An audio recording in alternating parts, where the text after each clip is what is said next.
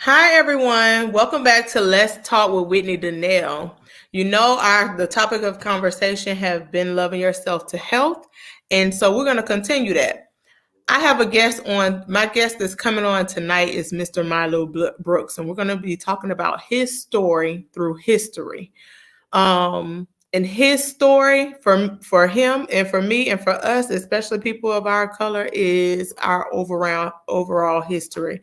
I met this brother during FAMU's 3MT competition, where doctors and master students get together and they argue their thesis, and they have research that they've been doing. And this is a history major, an anthropologist. So I keep wanting to call him Dr. Malu Brooks. So I know it's coming, y'all.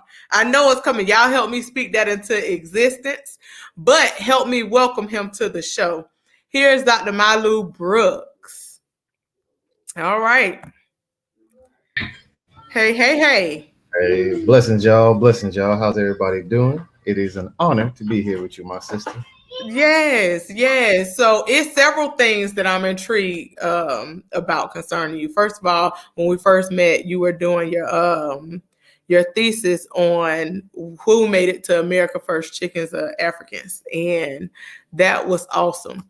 You know, the question actually struck a nerve. I'm like, well, how we do that? You know, why those two? But your research was amazing, number one. Number two, this brother just went to Africa. Y'all, the story behind him going to Africa is amazing. I know that we have a lot of alumni, FAMU alumni that I talk to and that we reach out to, and we love our institution, our Black institution or whatever. So that's another topic we're going to touch on, because this right here is an alumni of the FAMU University, Florida A&M University. But further than that, let me just drop this last jewel. This brother just got done doing TED Talk for FAMU.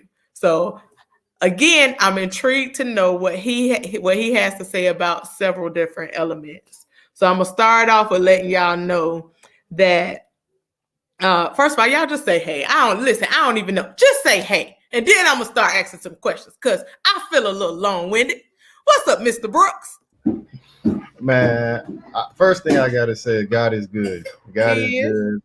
Especially as you run down that list, it's like, yeah, I'm living a pretty good life, man. You are. You are definitely living a good life. Yeah, and one thing I know that I really enjoy most is that I'm living my dream too. You know what I mean? Like all these things. It's like when you finally get a six-pack or something. You didn't wake up. I'm working on one. Wait a minute. I'm working on one. You know when you finally get it, what happens? Exactly. You got to show. You got to be shirt off, shoulders, right? So that's right. That's kind of the stage I'm at in life right now. It was a lot of work in the gym. To even achieve, to be able to do the 3-minute thesis, to be able to go to Africa and conduct that research, to be awarded the opportunity to do the TED Talk. If you're just looking at it on that scale, it's like, yo, this guy, woo. But nah, I've been in the gym. You've been working. Yeah, this is a decade of work, a decade of dedication, and honestly a little longer, man. I say 13 years as like just delving into history, my history, our history. And that's what got me where I am. What led you to history? What drew you to history? Well, when I first went to college, I was going to Texas Tech, which is like the UCF of Florida, if anybody, depending on where you at watching this. But I had a professor who was Republican, an ex-veteran who used to teach at West Point, the military academy, and he had us read Malcolm X, The Conch. And the Conch is, what they used to like. It was like their version of the perm back then. And, guys and the women were doing the perm back then. You know it.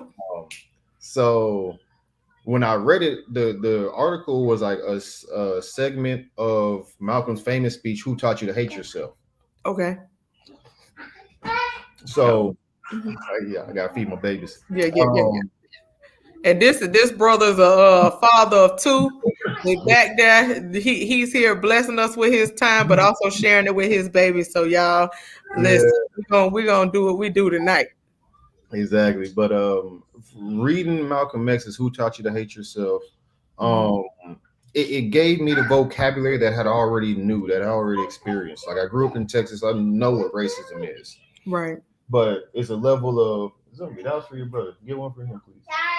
Sorry. Uh, but it gave me the vocabulary, and I realized that things that I was normalized to, it's not supposed to be like this. You know what I Hmm. mean? So it was Malcolm X and it was Bob Marley, and looking at Bob in a more political form, not just the weed and the vibes. Um, that was the two people who I started to look into that led me down a sinkhole. I won't even say a Okay. rabbit hole, a Okay. sinkhole of history and knowledge. That's got me here today, and that was in 2010. Okay. Okay. And now we're into anthropology. That's your focus of studying history, right? Tell Mhm. me about that. So anthropology came almost on accident. Honestly, I had moved to Florida in 2012. I spent a year in South Florida, Mhm. and I only needed one more class to get my associates. Mhm. I moved to Gainesville, Florida, and I wanted to go to UF. And Mhm. I was an education major at the time, but UF requires a bunch of extra stuff to get Mhm. your degree because. Mhm. Okay, baby. Um, so because they require so much, because you don't leave UF without a master's degree in history. So you don't even get your bachelor's by itself. You get a master's with it. Okay. So in the midst of taking all of those extra classes, I was at Santa Fe, the junior college in Gainesville, and the advisor saw that I had aced all my history classes. Mhm. It was basically like, seemed like you'd like anthropology. It'd be a fun class for you. It'd be an easy class. Okay. And when I say I fell in love with it on the first day, Okay. on the very first day. And I'll be honest with y'all, I got a C in the class. I didn't do good. I didn't study. None Mhm. of that.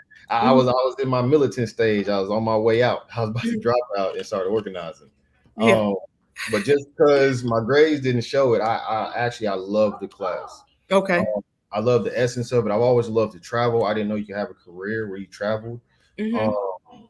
I've always loved history, but history seemed very restricting in terms of the careers I could have, where Mhm. anthropology is like anything. I Okay. care about black stuff, Okay. but hey, you care about ants. Mhm. You know what I mean? Or you care about Himalayan goats. Mhm. Like Mhm. Mhm. there's a level of It's broad. yeah. So you can get a job working for the government. You can get a job working for nonprofits. You can start your own business. Any business can use an anthropologist, especially a cultural Mhm. anthropologist like myself, because we'll tell you, where the vibes are going. What's the temperature of the society in the moment. Okay. Okay. And we're gonna go there in a minute. But before we do, I want to talk to you about what led you to FAMU. Because I need to know what led you to FAMU so that I can introduce how you found the family of the first founding president of FAMU, which is amazing. Job bless. It was another anthropologist. Okay. So as I said, I did drop out. Uh, I started organizing with this group, with this organization called the Dream Defenders. In my humble opinion, the most pivotal civil rights organization in the 2010s. Okay. So I dropped out and I didn't go back until 2016 to get my associates. And that time of dropping out, like I traveled the hemisphere. I went to Cuba, went to Haiti, went to Brazil. So I was doing my thing. I wasn't just in the streets. Um, but then when I got back, there's a brother named Justin Donovan who's a Mhm. very famous anthropologist now. Y'all look into this brother. He's currently scuba diving for slave ships. Like they're looking for slave ship Ooh. ruins. And he just got a grant, I believe it's either from PBS or National Geographics, Mhm. to go and find Marcus Garvey's Black Star Line ships. Oh wow. Yeah, so he's a professor at UCLA. He's a bad man. Dude went to Howard at like 15, one of them savants. Okay. But when I was talking to him, Yeah, when I that's got what my they're doing. associates, 15. yeah. So when I got my associates, I was talking to him like, man, you think I should go to UF? You think I go to the Virgin Islands? You think I should try to go to school in Brazil? And he's like, take your time. take your ass to FAMU. You need to Okay. go to All right. FAM. All right. It will cultivate you. And I had no issue with FAM, but I knew that FAM didn't have an anthropology degree. Uh-huh. Fam didn't have an anthropology degree, so for me, I wanted to go and be an anthropologist. But he was like, "You can do that in grad school. You need culture. You need like for what FAMU has been to me has legitimately been a haven. It's my mecca. It's my safe space. Um, I don't got to mess with nobody there, and don't nobody got to mess with me. Like I feel safe on that hill. I don't even like the city of Tallahassee, but that hill, That's your safe space. that's my mecca. Okay. And he knew that for me before I knew that for myself. Oh, beautiful. Beautiful. Yes. So he's the one that Beautiful. guided me to FAMU. Okay, I like that. Um, I love that. So, Mr. Malu Brooks just went and found the family of Thomas DeSille Tucker, which was the first president of FAMU. And they were in Africa. Please, please, please educate the audience about that trip because it was I heard it a little bit of it, but it was amazing. And y'all, please go ahead and if y'all on here, say hello. If you have some questions for the brother, ask the brother some questions. We here for it all tonight. So again, go ahead and go into finding the first president's family in Africa. What led you there? So what led me to Africa in general is the major blessing that Florida A&M.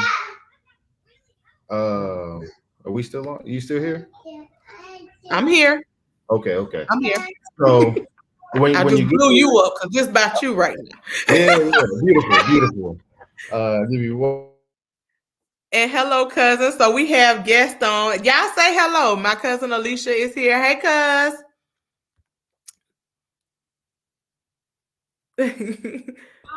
Yeah. So I was getting my master's degree at FAMU, and a part of that master's degree is you have to do an internship. FAMU is amazing in the realm that you can basically do your internship in anything. So although I was a history major, all my professor knew I was going to get my degree in anthropology. So I went with our anthropology professor, the illustrious Dr. Nzinga Metzger, to Sierra Leone. Dr. Metzger has gone to Africa almost every summer for the last 20 years, but she spent the last 17, and she missed a few years with COVID. But she spent the last 17 years going to Nigeria and teaching. And she created a traditionalist school out there for kids that still have their like traditional spiritualities. But her family is actually from Sierra Leone. So as she is, just expanding the work that she does, she wants to go back home and do some of that work there. So this is actually her first summer in terms of as a professor, going back to Sierra Leone. So I happened to get a chance to go with her the first time. So the Tucker research wasn't my main research. The curriculum. Yeah. It wasn't what it was on paper, but it was like a side mission that I'm passionate about. I heard about it from Dr. Ellis, Dr. Reginald Ellis. He taught us in class about Tucker being an African prince. So when I got to Sierra Leone, I emailed Ellis like, "Hey, Ellis, I'm in Africa, baby," and he was like, "I'm home." Yeah. And he was like, if you get a chance, you should go see if you can find Tucker family. I don't know if he meant that literally, but I took it as if this is a mission. He gave me an assignment. I'm on it. Exactly. So after 4 weeks of doing my actual research, which is done on Forbes College, Forbes is the oldest European style university in Africa. There's once called the Athens of West Africa. I did my research there for 4 weeks. Students helped me tremendously. And once that research was done, I had 2 weeks left. So I spent my 5th week looking for Tucker's family. And it all started with conversations, man. Like when I say God is good, I mean that dearly. I was talking to the security guard that worked the compound that I stayed at. And I'm like, man, I want to go to Bont Island because that's where Tucker was born. He's like, oh, for real? Well, Bont Island is in Bont District, and I'm from Bont District. Okay. Yeah. So he was like, if you go to Matthew John, which is another city in Bont District, then he can like link me with his friends, and we can go from there. Okay, So hold on for me real quick. Let me pause for the calls because we got Lenitra Bennett on here. Good evening. I want to say hello to her because this is another alum of FAMU. Lenitra, we had Malu Brooks on here. He's talking about how he found the first president's family over in Africa. So this is amazing. He's giving the story of how this actually came about. We're all fans of Fam, and he's about to tell us how he got there. So stay tuned, girl. Stay in. Hey though, hey. yeah, so the security guard was my first plug. It was like, if you make it to Matthew John, I'm gonna link you with my family. Then I went to some other friends of mine and I asked them, how do I get to Matthew John? And I could have asked my professor, but I'll be honest with y'all, my professor is a little bougie. She would have told me the cute way to get there. I didn't want the cute way. I wanted the way that local people, that the regular people, how they get there. That's how I want to know. Absolutely. So a few friends of mine, they was like, all right, you're gonna take this car, go here, boom, boom, boom. You're gonna take a van down to Matthew John. I was in a van that was like, them 4-row vans, probably like 25 people, jam packed. Probably cost me like $11 and $13, something like that. And a 10-hour van ride. Okay. 10-hour van ride, thugging it through the countryside of Sierra Leone. When we get there, I link up with the security guard's brother-in-law. Okay. And from there, we start to travel a little bit. Conversations lead, we got to stay at a guest house. We got to stay somewhere. They have guest houses like an Airbnb. And the man that runs the guest house, his name was Mr. Sonny. His brother is jet black brother with a huge smile, beautiful smile. White. We like white teeth. All exactly. Yeah. Black like my beard with teeth just pearly. I love it. Okay. And Mr. Sonny, he's a prominent man in the community. He's a prominent principal at one of the most prestigious high schools out there.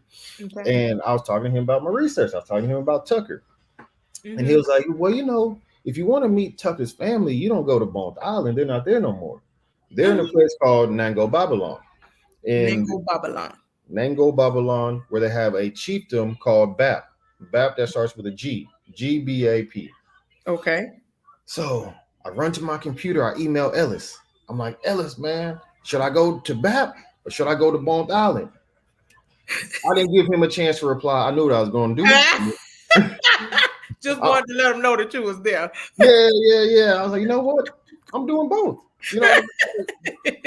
Why should I choose? Yeah. So the very next day, I woke up like 6 a.m. I hopped on a canoe with a motorcycle on it. That canoe took me, to the other side. And then that motorcycle took me to this city called Yagwe. From Yagwe, I took a speedboat to Bont Island. I spent about 16 hours on Bont Island. It was a beautiful place, y'all. If anybody want to go to Sierra Leone and do like some real vacation stuff, Bont Island is the block. Bont Island. Bonthe. Bont. Not to be mistaken with Bont's Island, Bonce, which is where like the major slave port was. Oh wow. Yeah, so because both of them are pretty big touristy spots. But I get there, and Mr. Sonny said, I got a friend I can link you with. I'm thinking it's going to be some old man like Mr. Sonny. Young brother, like 21 years old. Because the average age in Sierra Leone is 19. There's kids everywhere. So this young brother take me around. We walk an African bridge. I got pictures. I don't know if we can show those anyway. But it was a beautiful experience, and I met my first Tucker. Okay. This sister, I still talk to her. I call her Mama. Her name is Lucinda Tucker. I didn't know this at the time, but she was a Tucker from marriage, not by blood. Okay. She was my first Tucker nonetheless, and I was very happy about it. I slept there that night, and the next morning, I hopped back on the speedboat, go back to Yagwe. From Yagwe, I go back to Matthew John. I link back up with the brother that is the brother-in-law. His name is Abdul. I link up with Abdul. And I tell Abdul, let's go to Bap. He's like, all right, cool. But we need a ride. So we goes to a brother that has a motorbike. I tell you the story is wild. Well, I said, the coolest looking dude I've ever seen. I'm in Africa and it's rainy season, so it's a little bit chilly, but it's not cold. Mm-hmm. His brother is in a leather coat with the fur on the hood. He got on like these black shades, and he's Mende. Mende is one of the main tribes in Sierra Leone. So Mm-hmm. what they do is like they do like the scarification and they do it on the eyes. So Mm-hmm. it's like three lines on both of his eyes. Brother looked cool. I Yeah. didn't want to be weird and take a picture, but I wish I could have got that picture. Right. Me too. But, Visual. yeah, but this brother was like, nah, I don't want to go. But y'all can use my bike. It's like, we're cool. So he let us use the bike, but Abdul was like, look, man, I'm too short. Abdul was like this tall. He's Mm-hmm. like, I'm too short. My legs are too short. We need a taller driver for this ride. I Mm-hmm. don't know why, but I'm going to take his word for it. So he goes and get this taller brother named Ali. Mm-hmm. So now it's me, Abdul, and Ali on one motorcycle heading to Bat. Mr. Sunny said it was 20 kilometers away. For 20 kilometers, like 12 miles. I'm thinking we're going to get there in 30 minutes, maybe an hour. Roads are bad. It took us 6 hours to get to Bat. With three of y'all on this bike. And we pushed that bike more than we rode that bike. Um, the sand was so thick that we couldn't, and it was rainy season, so we couldn't go the normal way. We had to go the long way. Mm-hmm. Then the sand being so thick, like it literally made sense for us to push it more than it made sense for us to ride it. Mm-hmm. Mm-hmm. So we arrived there at night, and the first brother we meet, we meet a family, and then they introduce us to the brother of the paramount chief. The paramount chief had died in March. This is July, so he had just passed. Wow. Within 3 months. This brother's name was Mr. Samuel. While I was in Bont Island, I didn't plan on staying the night. I'm an anthropologist on a whim. I was about to So say you weren't supposed to do half of what you was doing, but I like the fact that we out here. exactly. So when I stayed the night on the island, the brother let me borrow a shirt. The shirt happened to be like some high school, right? But the high school happened to be the alma mater of this Tucker that I just met in the chiefdom. Wow. That's what. So it really broke the ice because he didn't believe I was American. He was like, "How are you American and you got that shirt on?" Yeah. So Yeah. man. So after meeting him, he introduced me to the entire elder council of people who ran the entire village, and then or the chiefdom, and then they had me talk to a sister named Teresa Tucker. Teresa Tucker is what I would assume is a great, great, great niece of Thomas DeSalle Tucker. Older lady, man, like she was born in the 40s. Tucker died in 03, I want to say. So it's not it's not a big gap in between them. It was like one generation, maybe two. Mm-hmm. So I talked to this sister and she gave me the whole rundown of like the Tucker lineage. And from doing this research with her, and then I corroborated it through the archives at Fort Bay College. Mm-hmm. I found out that she is the direct blood relative of Thomas DeSalle Tucker, FAMU's first president, who was born in 1844, moved to the United States in 1856, and as we know, became our first president in 1887. But Tucker has a phenomenal history. He became a lawyer in New Orleans. He went to what is now Xavier, I believe. It had a different name at the time. Then he became a prominent lawyer in Pensacola when Pensacola was a place to be for Black people in the South. And then he came to FAMU, man. So he's a phenomenal brother. And the difference, what makes Tucker so unique is in the time of Booker T. Washington, where everybody was doing the I forget what you call it, but more like the manual education, like how do you farm and stuff like that. Mm-hmm. Tucker was doing liberal arts. He had went to Oberlin College, which is the first university to teach Black people in this country. And they practice liberal arts. So that's actually why he got fired from FAM. Because they wanted somebody to be a little more Booker T like. Mm-hmm. But that's what makes FAM so unique. Because we are agriculture and mechanical university, which people sound like Booker T would love, but in reality, there's much more than the name of the school. We doing a lot more social work, a lot more liberal work. I'm in love with the story. How did you feel accomplishing that? You said it started out with Dr. Ellis just throwing it up in there. You should go find the film. How did it feel to actually complete that, get his full story, and just be in Africa? Let's talk about it. Man, honestly, screaming on the inside like a schoolgirl selling her first, like a Girl Scout that sold her first box of cookies. Yeah. You know what I mean? Like there's certain things that happen in life that's like, how did I get here? Or not how, I know how, but it's like, wow. Yeah. So I was. But it's like everything was lined up for you. Exactly. So for me, it was God, Yeah. As I'm interviewing Miss Tucker, Miss Teresa Tucker, as I'm interviewing her, I'm like, yo, this is crazy. I'm talking to myself. Like, Abdul and Ali, they sitting there. I'm looking like I do this. Like this is just normal everyday work for me. But on the inside, I'm ecstatic. Right.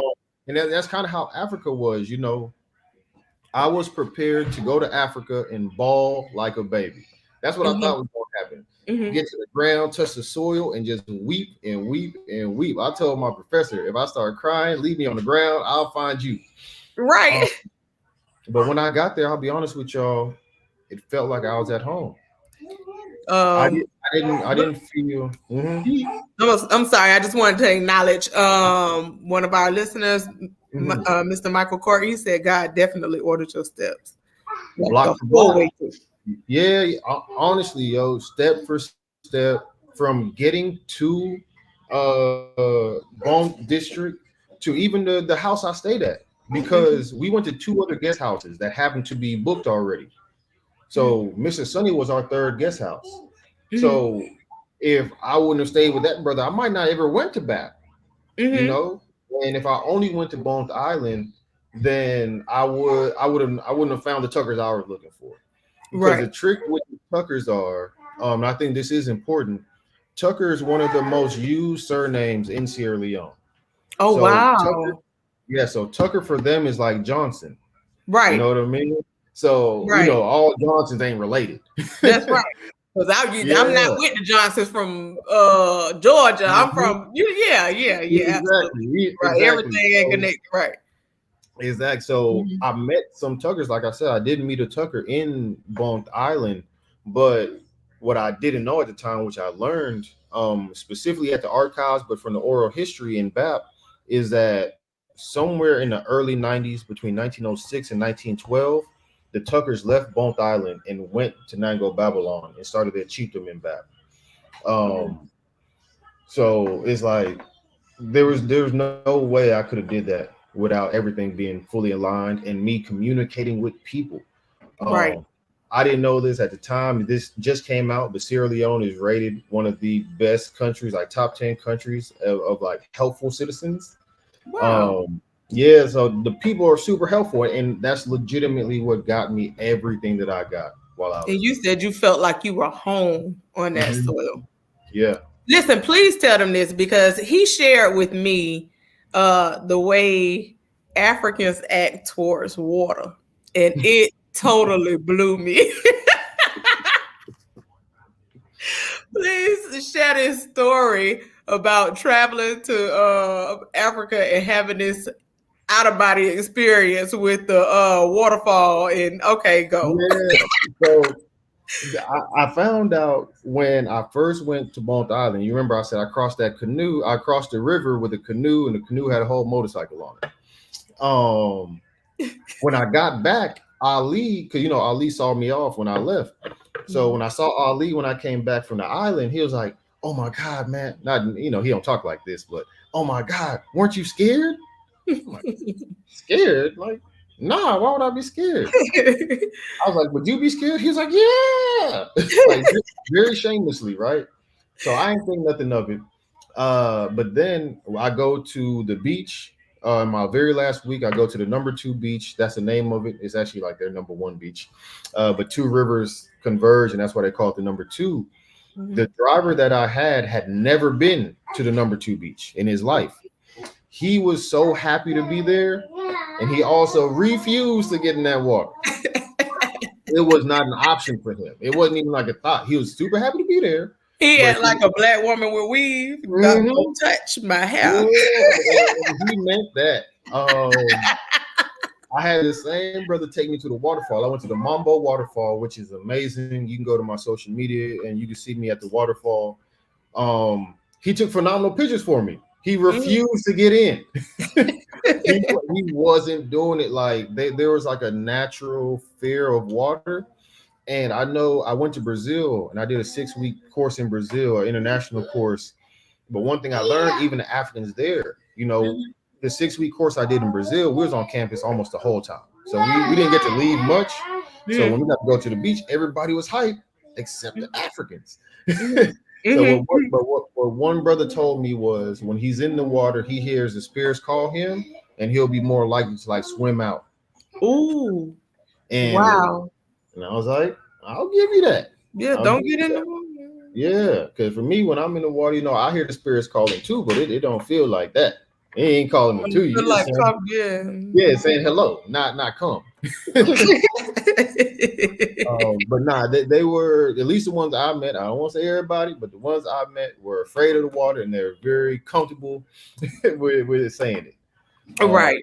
And I'll even add this with rainy season. I was in Africa for rainy season. Sierra Leone has 2 seasons, wet and dry. Mm-hmm. They don't go outside when it rains. When it rains, they shutting down businesses. Teachers ain't coming to class. I've had interviews that I was supposed to do with students. I left my house, took all these bikes, got to the campus. They wouldn't leave a dorm room. Ooh. Because it's raining. And I don't mean like, while it's raining, come out. After it's done raining, they're not coming out. So is there like a spiritual connection or something like that they have to, like, is it like a respect for the rainfall where you're supposed to be still? Like, is it something like that we missing? I think so, because I was interviewing one brother and it started to storm really hard and he turned his cell phone off. Whole cell phone. Now, I don't know how many of y'all on here being young, being young now. If it lighten, you better cut off everything in the house and sit down and be still. That was our thing growing up. Sit down, be still. Don't aggravate. Let the Lord do His work. Yeah, that's what that sounds like. Hey, yeah, and it, like your appliances at home is one thing, but turn off your cell phone that has no like actual like direct link. So I know it's something in the spirit for them. They feel it, they mean it. I ain't gonna argue with them. Right. I'm supposed to be a fly on the wall. Hey, cousin Pam, how you doing? Thank you for tuning in. So I want to ask you this: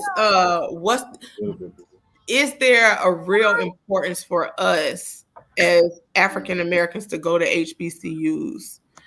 Like, what's your viewpoint towards African Americans going to HBCUs?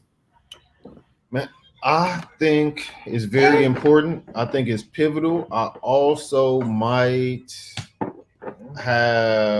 be biased because I went to Florida Agriculture and Mechanical University, and that school in itself, it speaks a lot to me. I'm from Texas.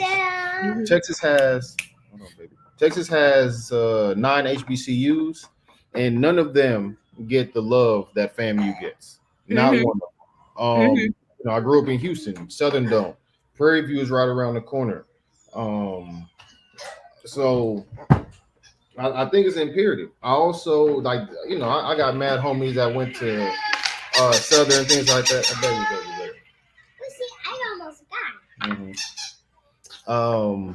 But I think it's a level of comfort that we have amongst ourselves. It's a level of conversations that we can have. It's a level of not having to explain certain things. Like, if me not going to UF in 2017, at that time you had those boys walking around with them MAGA hats on. I mean, it was tough. You just had certain very levels of cultural ignorance that were just wild. Really wild. So the HBCU is what cultivated me. Like all the activism that I was doing, it worked perfectly. It worked perfectly. Like FAMU fit me, and I was a historian from 2010 to the time I got to FAMU personally. I wasn't taking classes or nothing for it. Mhm. And FAMU showed me how to utilize that history in a different way. I love that. Yeah. So one of Michael Clark said, for real, all my friends and family that went to other HBUs even say FAMU love is like no other. Mhm. It's an experience. Yeah. It's an experience. Like you said, I love the fact that you said it feels safe. It's Yeah. a safe haven for you. Hmm. That's pretty dope. How do you feel about how do you feel about Governor DeSantis canceling AP African American Studies right now? I think they're doing a phenomenal job with their agenda and their objectives. Like they want to keep everybody asleep. Like they're conscious. Like we going against wokeness, Family. which means they want everybody to be ignorant. They want everybody to be asleep, and they're passing laws to allow these things to happen. Mhm. And it's like, where's our fight back? But Right. also, where's our creativity in this fight back? One thing I've told every activist I get an opportunity to talk to is, why don't you just create freedom schools? You Okay, know, let's talk Go- about freedom schools. yeah. So we got the concept of freedom schools from the '60s, from the civil rights movement. Hmm. There was a large number of people that were illiterate in the South. There was a Hmm. large number of people that were politically illiterate. You still had like them. What do you call the test you had to do to show that you could vote? Like you had to answer like a Hmm. host of questions, and a lot of these people couldn't even read. Hmm. So those freedom schools came out of that need of how do you teach your people, especially when you want them to know things that this system ain't gonna teach you. Like Malcolm X said, Right. this system will never teach you how to overthrow. Right. It'd be asking for them. So we have to get back in that mind frame, get creative, and create space where we can do this teaching anywhere. Right. Whether it's like Malcolm and them standing on a street corner giving a lecture, or Walter Rodney, a person, he was a PhD from Guyana who was teaching in Jamaica at the University of the West Indies. He was the first professor to ever go into Kingston, like the slums of Kingston, and teach the everyday people the same history lessons he was giving his students, right? Hmm. So there's always ways to get past these barriers that they're setting up for us. I But love that. but it has to come from us. It has to come from a creative space, and especially when they're making it illegal and they can jail you for some of these things. Hmm. That's when you got to get into that bag and like, all right, how do I make it around this? Because if they could run through the Jim Crow South and teach black people their history, then we Hmm. can do it today. And we Right. way safer than they were then. Right. Right. Right. We have way more resources than they had back then. That's a fact. That's a fact. I like that. Yeah, we're gonna have to talk more about that off line. I like that. I love that. Um, Mr. Brooks, this PhD. When we starting that path? I can't hear you. My bad. The No, no. PhD job bless will start in August. That's the Okay. All right. That's the mission. It will start in August, and I'm a person that like to have like multiple plans. So I know Mhm. exactly what I'm gonna do in the event that it doesn't start in Mhm. August. Then I'll have a year until next August to start it. Mhm. And with that, I just bought the Frontier Pass, or you can fly for $600. You going So we back won't. to Africa?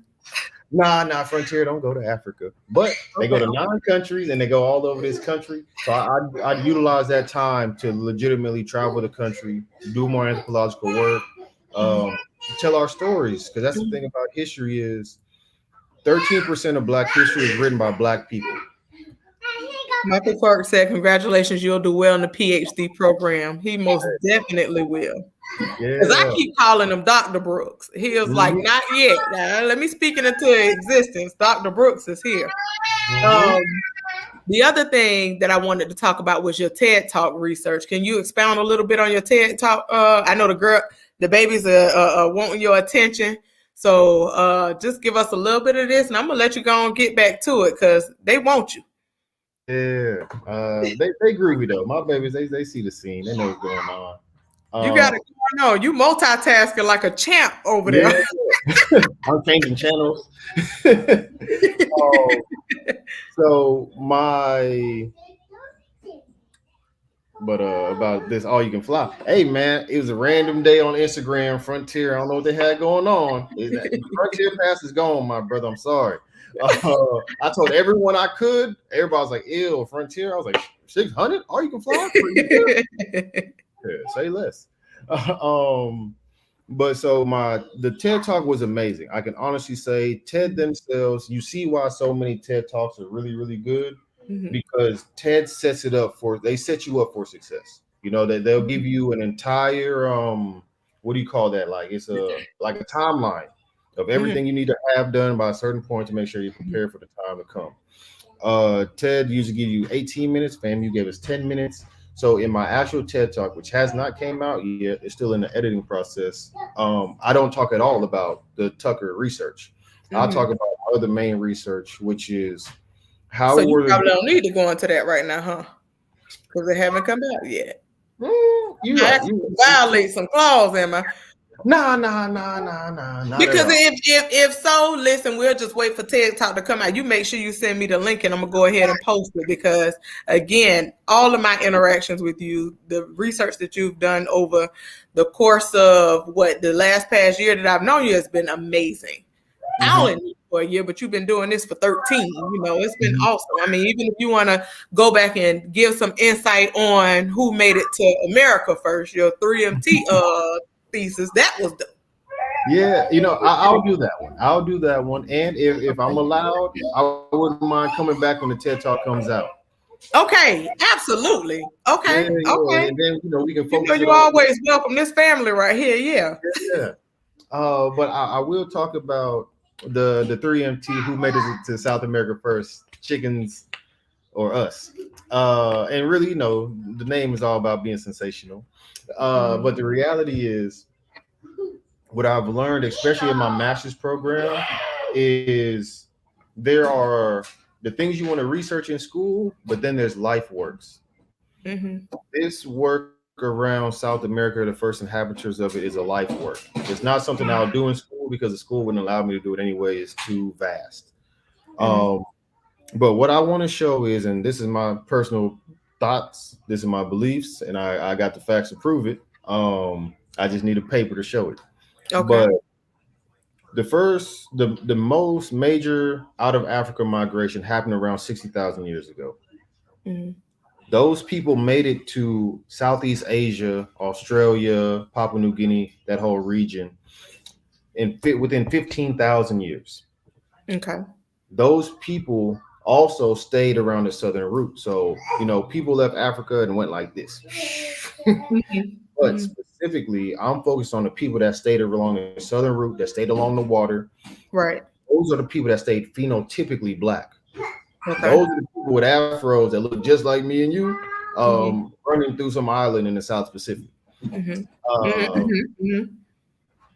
What I know as a historian is this whole concept around the ice bridge that Asians walked the ice bridge, made it to Alaska 15,000 years ago. I'll tell you later, baby. But they then say that those people would go on to populate the entire hemisphere. Whereas my research is to say at the same exact time as people was walking that ice bridge, and it still would take them time, like to walk from Alaska to Washington State or California. That in itself would take time, right? So my research is to say that those people that stayed along that southern route, somewhere in that process, around the time that they made it to India, they had already mastered boats. They had already been building boats. They got really good at it. They utilized the stars, and they call it wayfinders. It's a whole another part of this research. But masters of the sky, like the sky was their GPS, it was their map. So those people at the same exact time as the ice bridge was being walked were island hopping from Australia, really like Papua New Guinea, Taiwan. But from Southeast Asia, they were island hopping to all those islands, including like the Hawaii's, which is literally in the middle of nowhere. If you look at Hawaii on a map and you see and you really give it the respect it deserves, like how in the world do people get there? Right. My research is to say, if you think they got to Hawaii, you don't think they made it to South America? Right. Right. And then as an anthropologist, I would utilize more cultural grammar to prove that, because a lot of the material that they used back then were biodegradable. All Mhm. their boats are made of wood. Their money would be some form of shell or rock. You know what I mean? Mhm. And with Mhm. global warming, a lot of the things that they might have had has gone underwater. So that's where Mhm. like the brother Justin Donovan comes in, like the I forget what you like. I forget what you call the underwater archaeologist. That might be underwater archaeology, but the brothers diving and the sisters diving into the water to dig up more history too. Mhm. So it's to say that we were the first, and I also feel like this is where it makes more sense when people say that they were Black Americans. Like when Columbus showed up here, he found Black people, and it just sounds like we're reaching, and it also sounds like we're just trying to separate ourselves from the history of slavery. Mhm. You know what I mean? Like people will say anything that they're from anywhere to not be associated with our past, which the past is it sucks, but as a historian, everybody's been a slave. Right. You can't name a culture on this planet that wasn't a slave at some point in some fashion. Mhm. So I I'm comfortable with it. I know everybody else was, and I know 12 years after being slaves, we were doing things they never thought we could do. Right. Right. So I want to highlight just how we could have gotten to the new world without being anti-black, in my humble opinion, and while being able to tell certain stories like the Olmec heads. If you ever seen the Olmec heads, those are those big Mhm. stone heads that they found in Mhm. Mexico that look like Isaac Hayes. You know what I Mhm. mean? Like, it looks like Mhm. Isaac Hayes, and they predate the Mayans and the Aztecs. Mhm. There's also a tribe called the Moche tribe in Peru, modern day Peru, where I assume that they would have landed first, and they have similar wooden sculptures that look very, very black, that So are one black. of the things, excuse me, I'm gonna interrupt you just for a second. One of the things that I thought was super dope is he had photos, he had all of the stuff to back this up. So, like to look at the features, to see the features, and then he again connected to bone shapes, all that different stuff, and it all goes. Craniometrics. There you go. Come on, you give that term. That ain't my field. Mhm, mhm. But to see that everything went back to Africa or Mhm. whatever, that we actually created all of these different races in space, it was absolutely amazing. It was absolutely amazing. But you could continue. Keep going. I don't have tea. I have water, but I'm gonna keep Yeah, sipping. so drink more water, baby. Yeah, hey, and that is your thing. Drink But more no, so water. yeah, so craniometrics is studying like the shape and the size of the skulls. And what they have found is that the oldest skeletal remains found in South America have the craniometrics of Australasian. Australasians is what, like Papua New Guinea, Aboriginals in Australia, the original people of Australia. If you've never seen them, Google them. They black. Mm, So if you ever hear the term Australasian, they try to disconnect it from Africa, but those are black people. And the last thing I'll say is haploid groups. Not to go too deep, but when people left Africa, think about it like a rainbow, right? mhm, The first people in Africa are a rainbow. The group mhm, that leaves, they're going to leave with some orange. The people in mhm, Africa are still the rainbow, but that group is leaving and we are orange group. mhm, The yellow, blue, everything. So mhm, the oldest haploid group out of Africa is in Southeast Asia, mm, which is to show that there's a direct connection from the continent to mhm, that region. And what's never been done, this is where my research is different. There's a link between Africa and the Middle East, specifically like a Yemen, Saudi Arabia region. There's links between like that region and Mesopotamia, which is like modern day Baghdad and stuff. There's links between Baghdad and India. There's links between India and Southeast Asia.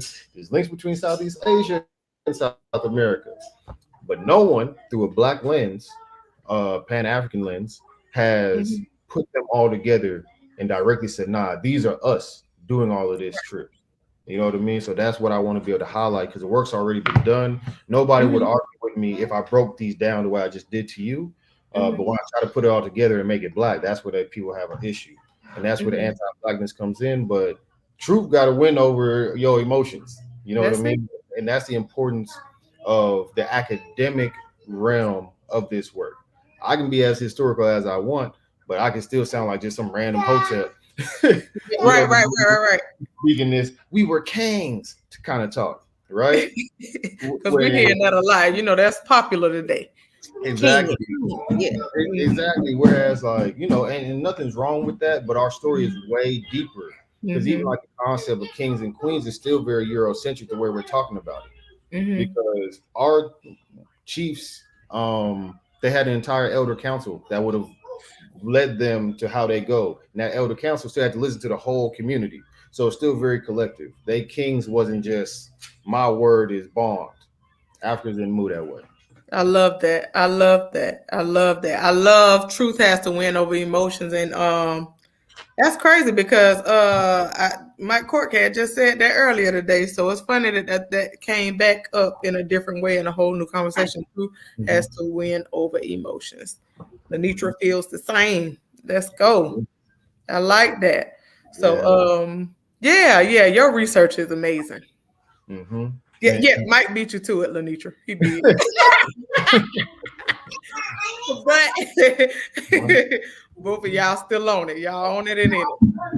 And I'll say this too. I'll just throw it out here because we're talking about research. I got one other life work I want to do, and that life work is studying the African conquest of the West. Okay. So what I just explained to y'all is like a life work for anthropology. Mm-hmm. The next one is a life work for history, which is to say I want to study all of the maroon communities, or at least the major ones that were created through the transatlantic slave trade. So, you Mm-hmm. know, we look at slavery, we look at it's always seems like we're very docile and we got done bad or whatever. But we've been fighting from Jump Street.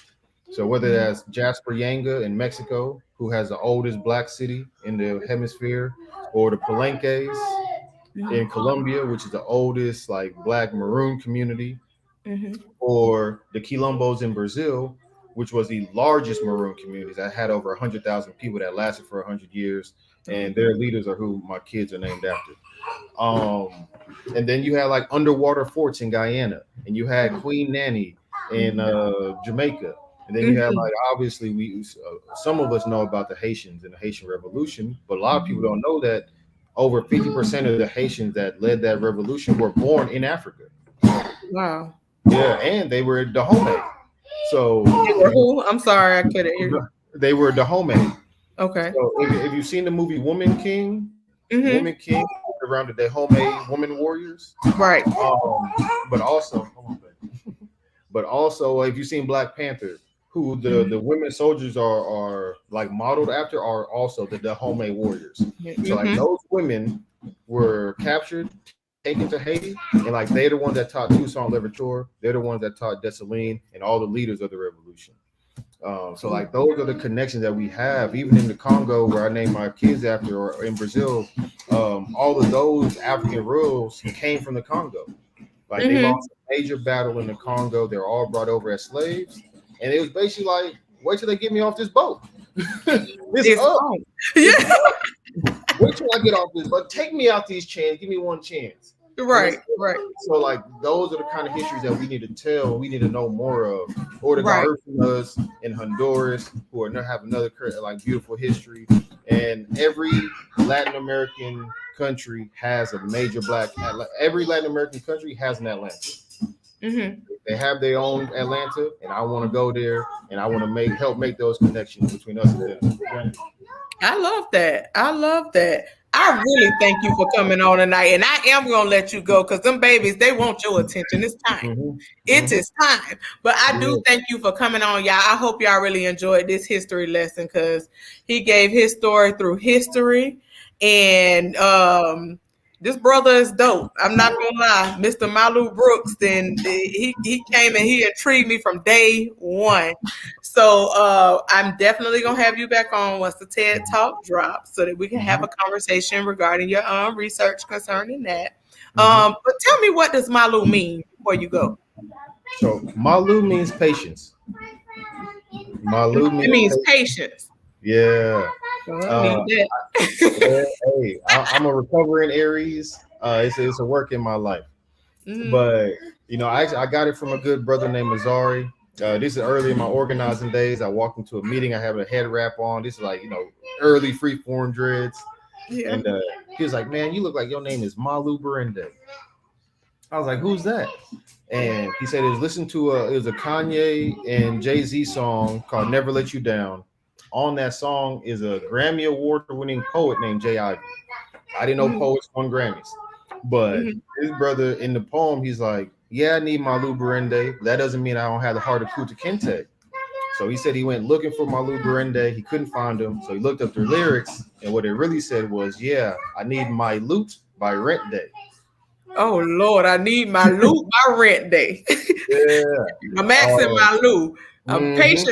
patiently, but impatiently need my money. Yeah. So, but I like the name, and I went to a conference, and a girl actually ran up on me one day. She was from Gainesville, but she lived in Alaska, and she was like, "Oh, Malu means patience." And I was like, "Ah, it's a wrap. This is perfect." Yeah, this Um, it. yeah. So that has been me. It's been my life work, and I feel like in the African culture, when you become an adult, for some of their cultures, like your name would change from like your childhood name to like an adult name.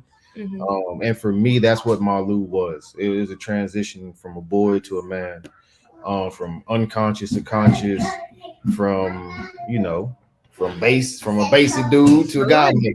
You know what I I mean? like it. I like it. I like it. I love it. As a matter of fact, we love Malu, but we want Dr. Malu on there. So I'm gonna keep Yeah, stressing that. You yeah. gonna come on back down to grad study so we can get you in and done. Exactly. I just want to say hello to my husband. Hey, Brian. He said this was great. Nothing like a great history lesson. Thanks for listening, Sugar. You done got off and got on your wife show. Thank you. Thank you. Thank you. My cousin said this was an amazing show. Again, I want to thank everybody for listening. Y'all do know that one of my favorite quotes is um one of my favorite quotes is oh my god, I'm drawing blank, but you guys know it. I say it every time I close out. There's nothing greater, there's no greater privilege in life than being you. So I ask that you guys continue to bless people with your presence. I want you to bless them with Malu patience, and continue to be a blessing to the world. I thank everybody for tuning in.